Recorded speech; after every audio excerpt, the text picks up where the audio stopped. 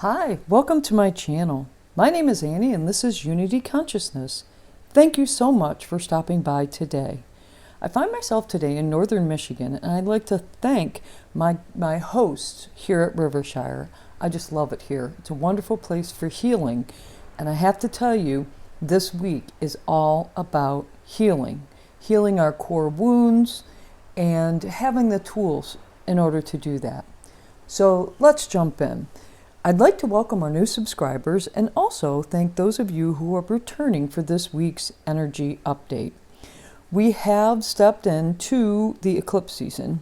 We have a new moon solar eclipse in Libra at 8 degrees on the 14th of October, and a full moon lunar eclipse in Taurus, which will be the last one on that previous axis of Taurus and Scorpio, Taurus North Node and Scorpio South Node.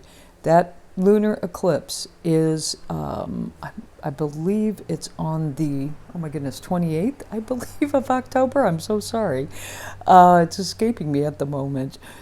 But beginning on Monday of this week, which is the 25th, Mercury in the sign of Virgo is going to trine Jupiter in the sign of Taurus. I really do like this energy. It's very grounded, practical mind energy that brings about a fresh new perspective.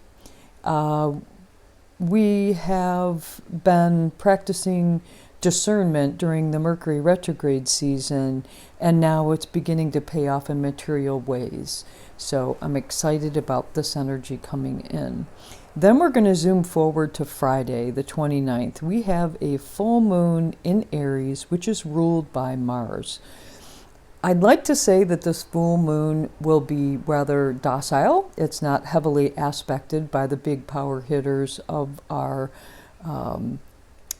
close planets anyway. We do have some configurations with Kuiper belt objects. However, we're not going to discuss that today. We're going to focus on this full moon and the energy of Chiron. Chiron is not in close proximity to the moon, which is in Aries. However, it is in the sign of Aries, and Chiron is it's our healing of those core wounds, as I spoke about.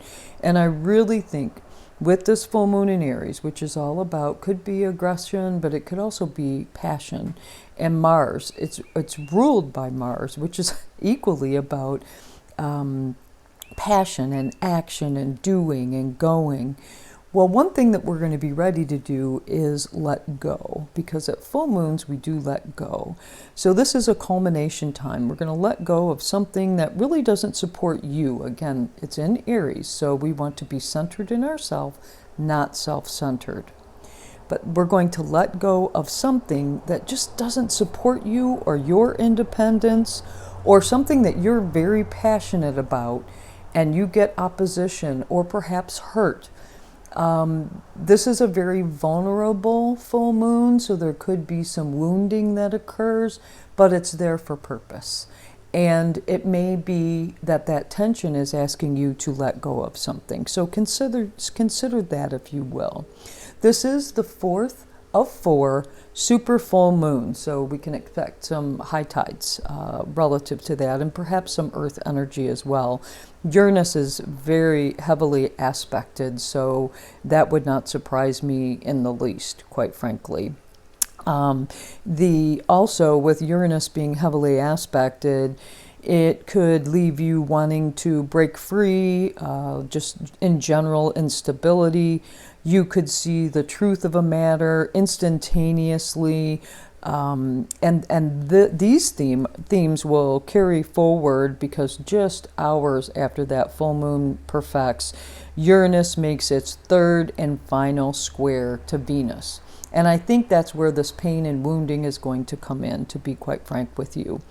We did witness the same square to Venus on the 2nd of July and on the 9th of September. So those were the previous squares. There could be some themes that reemerge that hit on those days as well.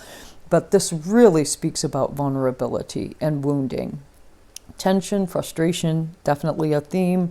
Freedom and independence, because we have Uranus here, so those are definite themes of freedom and independence, wanting to break free, or hearing a truth that completely transforms you, something that came to light you had no idea. That's also a theme here. We are ready to make decisions about love and money. There's no doubt about that. And we do have Venus coming out of shadow in a week. So over the course of the next week, you could be kind of sitting with this energy. But honestly, with this being such an action-oriented full moon, I don't think you're going to be able to hold yourself back. Just be mindful of others. Please be mindful of yourself. Be centered in yourself, not self-centered on any response that this situation may instigate. Now on Saturday of this week, Mercury is going to emerge from shadow. We now have a greater understanding of what motivates us relative to our daily habits, because Mercury's in the sign of Virgo. We can embrace healthy mastery of situations, which is going to be needed, especially given the energy that's coming off of that full moon and then the Venus and Uranus square.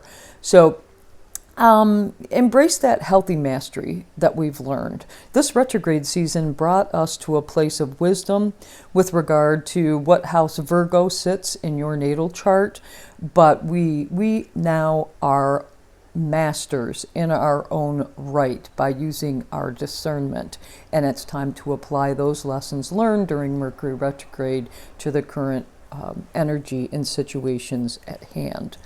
Then finally, Mercury, now direct, is going to trine Uranus. So I like this energy, especially after that full moon energy.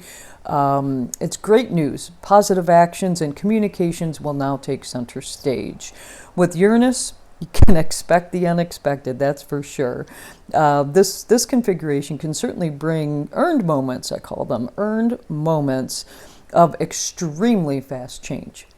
Truth that has come to light, has done something or left you feeling like you want to take action and you're going to make a change, whether that be communications that come to you, communications that come from you, or any actions. That's all Mercury themes here.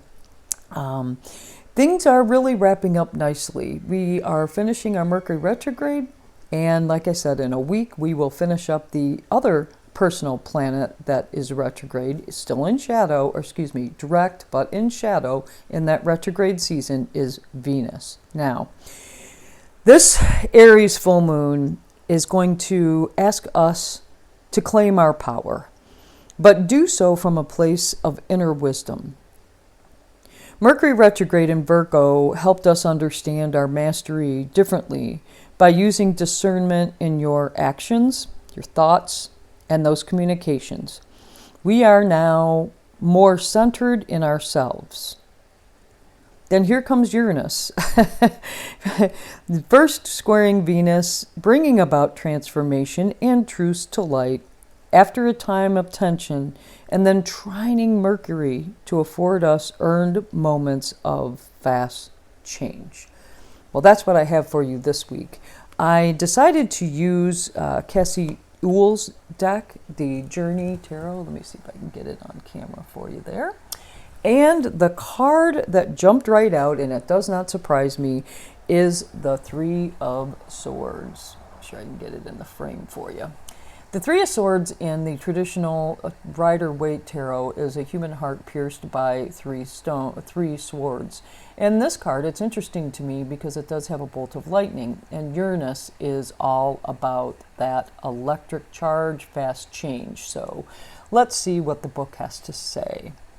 A sudden wounding has or may occur. Words can hurt as much as physical pain. Allow yourself time and space to fully honor the depths of your pain. I think this speaks about using pain, or maybe not using it, but allowing it to be a catalyst for healing. Where have you been wounded? Where in your past have you been wounded? And maybe you thought you had it handled. Well, the situation comes back up one more time to help you understand in those dark corners where we need to apply vulnerability, healing, and peace that Chiron can afford us. Well, thank you so much for stopping by today. If you liked this video, please do click the like button. And if you want to be notified when videos are being dropped, please click the subscribe button. If you know someone that can be helped by this video, please do co-create with me and share this video with them. If you have any comments or suggestions, please post them in the comment section below. It certainly has been my pleasure to spend a bit of time and space with you today. Have a fabulous week. Namaste.